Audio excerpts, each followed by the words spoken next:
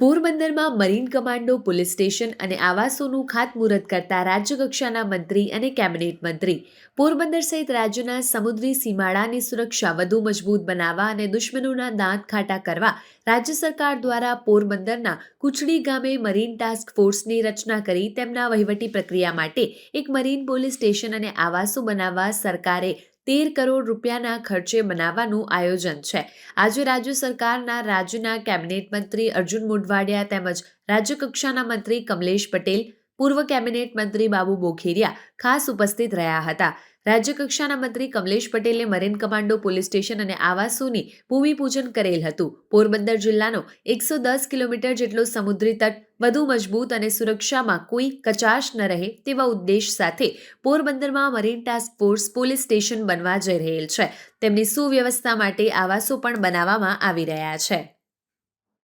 Marine task ફોર્સના જવાનોના રહેણાંક મકાનો અને મરીન પોલીસ સ્ટેશનનું આજે અંદાજિત 13 કરોડ ઉપરના ખર્ચે પોલીસ હાઉસિંગ નિગમ દ્વારા ગુજરાત સરકારના માનનીય મુખ્યમંત્રી ભૂપેન્દ્રભાઈ પટેલ સાહેબના આદરણીય નાયબ મુખ્યમંત્રી શ્રી હર્ષભાઈ સંઘવી સાહેબની પ્રેરણાથી આજે પોલીસ જવાનો જે દેશની સેવા અને ગુજરાત રાજ્યના મરીન ફોર્સના જે જવાનો છે દરિયાઈ સીમાની સુરક્ષા કરે છે, એમના પરિવારોને પણ સુરક્ષિત છત મળે, એમને પણ સારા આવાસો મળે એની ચિંતા જ્યારે ગુજરાત સરકાર અને ગૃહ વિભાગ કરી રહ્યા છે ત્યારે જે અંદાજિત 13 કરોડના ખર્ચે નવનિર્મિત થનારા મકાનોના ખાતમુહૂર્ત પ્રસંગે અહીંયા ઉપસ્થિત રહેવાનો અવસર મળ્યો। અસ્તુ ભારત માતા કી વંદે માતરમ। મરીન કમાન્ડોને જે સમયની ટ્રેનિંગ અને મરીન કમાન્ડોને ગુજરાત સરકારને હોમ વિભાગ દ્વારા છૂટો દોર આપી અને દેશ વિરોધી અને સ્ટેટ વિરોધી જે પ્રવૃત્તિ કરતા હતા કરી રહ્યા છે એ બધાને નસલ કરવાની જિમ્મેદારી અને એને પૂરી સત્તા આપવામાં આવી છે। દરિયાઈ સુરક્ષા છે કે જ્યાં સુધી મુંબઈમાં હુમલો ન થયો ત્યાં સુધી લગભગ ખુલ્લો હતો અને જે કાંઈ સુરક્ષાની થોડી જવાબદારી હતી એ ઇન્ડિયન કોસ્ટગાર્ડ કરતું હતું। પણ ઇન્ડિયન કોસ્ટગાર્ડની ભૂમિકા પણ આંતરરાષ્ટ્રીય જે દરિયાની સરહદો છે એના માટેની એનું મેન્ડેટ તો એના માટેનું હતું, પણ છતાં આપણો જે ઇકોનોમિક ઝોન છે આપણો દરિયાનો એ ઝોન છે એની સુરક્ષા પણ થોડે ઘણે અંશે સંભાળતું હતું।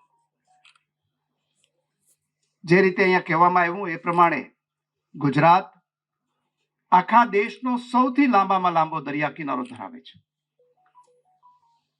પહેલાની ગણતરી પ્રમાણે ઓછું થતું હતું, અત્યારે 2340 કિલોમીટર જેટલો લાંબો દરિયા કિનારો ગુજરાત પાસે છે અને એ પણ આપણા જે દુશ્મન દેશો છે એની સામે સીધું જ એક્સપોઝર જો કોઈને મળતું હોય તો ગુજરાતની આ દરિયાઈ સરહદોને મળે છે।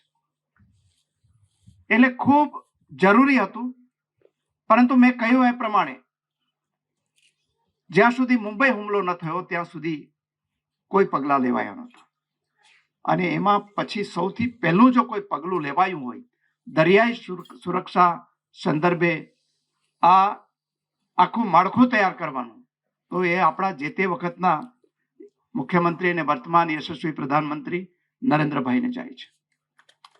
એ આવ્યા પછી અનેક મરીન પોલીસ સ્ટેશનો બન્યા જે પહેલા અસ્તિત્વમાં નહોતા। આપણા જિલ્લાની અંદર 2 મરીન પોલીસ સ્ટેશન, એક આપણે મ્યાણી અને બીજું નવી બંદર, અને બીજી એટલી જ પોલીસ ચોકીઓ ઉપલબ્ધ થઈ।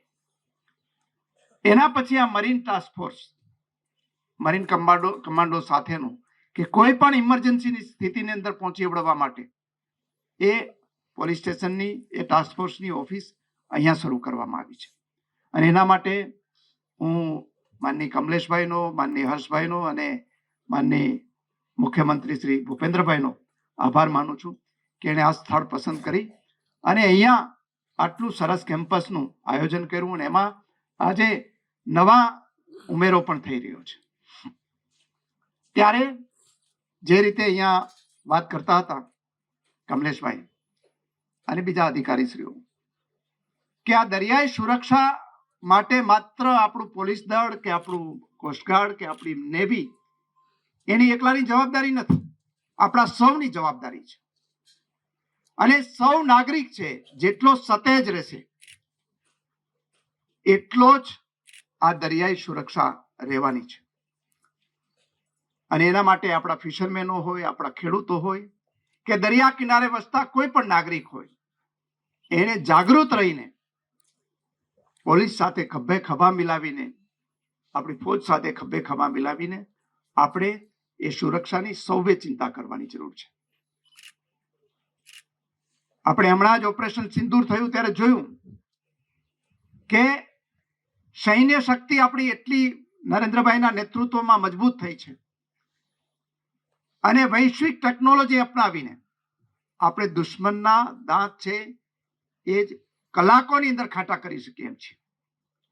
પરંતુ જે બીજું એણે નાર્કો ટેરરિઝમ ઉમેરાયું છે એ સૌથી ખતરનાક શસ્ત્ર છે અત્યારના જમાનાની અંદર.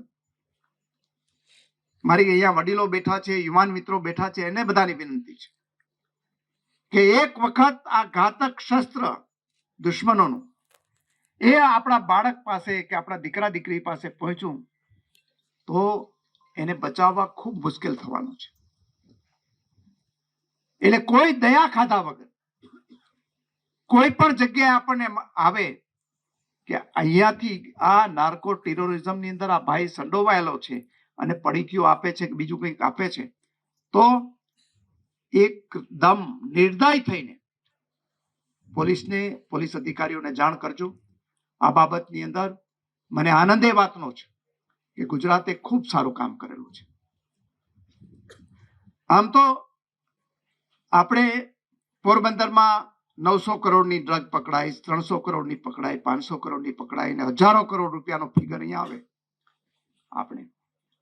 એટલે મેં સંશોધન કર્યું કે આપણે અહીંયા જ કેમ આવતું હશે, પણ એવું નથી હોતું. આપણી પોલીસ છે એ આપણી સરહદની બહાર જઈને પણ બહાદુરી બતાવીને ઇન્ફોર્મેશનના આધારે એને પકડી લાવે છે અને એના પછીનું ડેઝિગ્નેટેડ પોલીસ સ્ટેશન છે આંતરરાષ્ટ્રીય કાનૂનનો, દરિયાઈ કાનૂનનો ભંગ કરે તો એ માત્ર નવી બંદરમાં છે. એ વાપીમાં પકડાયું હોય કે આ બાજુ માંડવીમાં પકડાયું હોય તો પણ એ ત્યાં હોય છે. એટલે એના કેસીસ આપણે ત્યાં નોંધાય છે અને એમાં આપણે આખા દેશની અંદર ખૂબ સારામાં સારી કામગીરી કરી છે. એટલે ગુજરાતના મુખ્યમંત્રી શ્રી ભૂપેન્દ્રભાઈ પટેલને, રાજ્યના નાયબ મુખ્યમંત્રી અને આપણા ગૃહ વિભાગના મંત્રી શ્રી હર્ષભાઈ સંઘવીનો, કમલેશભાઈનો અને ખાસ કરીને ગુજરાતની પોલીસને આભાર માનું છું અને અભિનંદન આપું છું કે આ ક્ષેત્રમાં ખૂબ સારી કામગીરી કરી છે. અહીંયા કુચડીની બાજુમાં પણ આ સરસ કેમ્પસ ઊભો થયો છે. એ કેમ્પસ પણ આપણા સૌની સુરક્ષા માટે છે અને એમાં આપણે સૌ સહયોગ આપીને આને સુંદર સ્થળ બનાવીએ એવી મારી વિનંતી છે. મારી કમલેશભાઈ તમને પણ વિનંતી, અધિકારીઓ છે એમ પણ એ વિનંતી કે આ સોમનાથથી દ્વારકા જતા હાઈવે ઉપર છે. ખૂબ સરસ લોકેશન છે, બરોબર આપણું ટોલ નાકું છે ત્યાં જ. અને આ જમીન છે થોડીક ચેલેન્જિંગ છે, ખારાશ છે જમીનની અંદર, એટલે અહીંયા ગ્રીનરી ઊભી કરવી થોડીક મુશ્કેલી છે. એટલે જલ્દીથી ગ્રીનરી ઊભી થઈ જાય એ માટે આ બધાની અંદર જે ટોલ સિડલિંગ છે, ઊંચા 8 થી 12 ફૂટના વૃક્ષો છે, એ અમે સદભાવના વૃદ્ધાશ્રમ મારફતે વાવીએ છીએ, વવડાવીએ છીએ અને આ જિલ્લાની અંદર અમે 1.5 લાખ વૃક્ષો વાવવાના છે. એટલે તમે પણ ઝડપથી, બીજું બધું કામ મોડું થાય તો વાંધો નહીં, અધિકારીઓની સૂચના આજે જ આપી દેજો કે અમારો સંપર્ક કરી લઈએ અને આ વર્ષે અત્યારે જ વાવી દઈએ. અને આવતા જ્યારે તમારા મકાન પૂરા થઈ જાય એ દરમિયાન આખો કેમ્પસ છે એ તમારો ગ્રીન થઈ જાય. અને બરોબર પ્લાનિંગ કરીને વાવજો જેથી આ ગ્રીનરી છે એથી આખો વિસ્તાર છે આપણો આટલો ભાગ લીલોછમ રહે એવી વ્યવસ્થા થાય. એ માટે હું આપને પણ વિનંતી કરું છું. અને ફરીથી આ police housing corporation, marine task force અને જે કોઈ આ સાથે સંકળાયેલા છે તમામને અભિનંદન આપી અને ખાસ તો કમલેશભાઈને આભાર માનું કે અહીંયા આવ્યા. અમારે 2 વખત વાત થઈ હતી. મને એમ હતું કે નિરાતે બધા આ કાર્યક્રમમાં આપણે જોડાઈશું, પણ મને ખ્યાલ નહોતો ને એવો એક કાર્યક્રમ 2 મહિના પહેલા ગોઠવાયેલો ટુકડાની અંદર એક સરસ ગામ છે અને ત્યાં મત વિસ્તાર કુતિયાણા આવે છે, પણ પોરબંદરની નજીકનું ગામ હતું અને ત્યાં એક ખૂબ સારામાં સારી સ્કૂલ બનાવી છે. એનું આજે ઉદ્ઘાટન હતું, એટલે કલાક ત્યાં જવું જ પડ્યું. એટલે તમારી સાથે અહીંયા રહી શકા નહીં, પણ ખૂબ સરસ પ્રોગ્રામનું આયોજન કરવા બદલ સૌનો આભાર માની મારી વાત પૂરી કરું છું. ભારત માતા કી જય. રોજ નવા અપડેટ્સ જોવા માટે અમારા પેજને ફોલો કરવાનું ભૂલશો નહીં.